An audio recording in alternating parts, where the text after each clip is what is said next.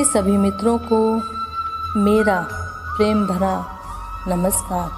गीता के कुछ अनमोल वचन जो प्रभु श्री कृष्ण ने स्वयं अपनी वाणी में अवतरित किए हैं, आइए उनको प्रेम पूर्वक सुनते हैं। प्रभु कहते हैं, परिवर्तन संसार का नियम है।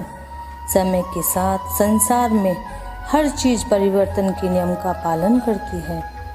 सत्य कभी दावा नहीं करता कि मैं सत्य हूँ, लेकिन झूठ हमेशा दावा करता है कि सिर्फ मैं ही सत्य हूँ। नरक के 3 द्वार हैं, वासना, क्रोध और लालच।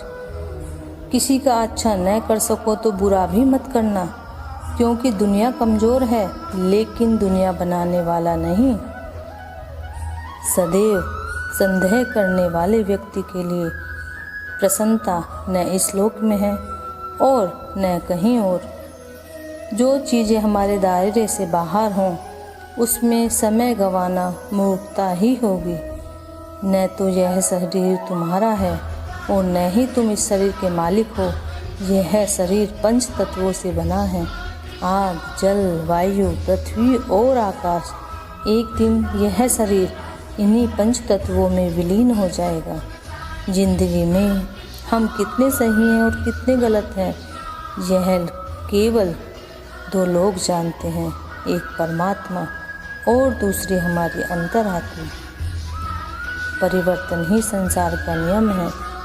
एक पल में हम करोड़ों के मालिक हो जाते हैं और दूसरे पल में ही हमें लगता है कि हमारे पास कुछ भी नहीं है। क्रोध से भ्रम पैदा होता है, भ्रम से बुद्धि व्यग्र होती है। जब बुद्धि व्यग्र होती है तब तर्क नष्ट हो जाता है। जब तर्क नष्ट होता है तब निश्चित ही व्यक्ति का पतन हो जाता है।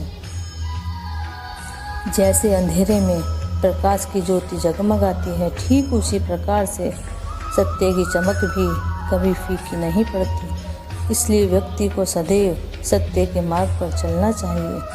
मनुष्य जिस रूप में ईश्वर को याद करता है, ईश्वर भी उसे उसी रूप में दर्शन देते हैं।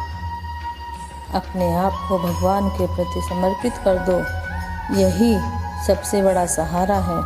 जो कोई भी इस सहारे को पहचान गया है, वह डर, चिंता और दुखों से आज़ाद रहता है।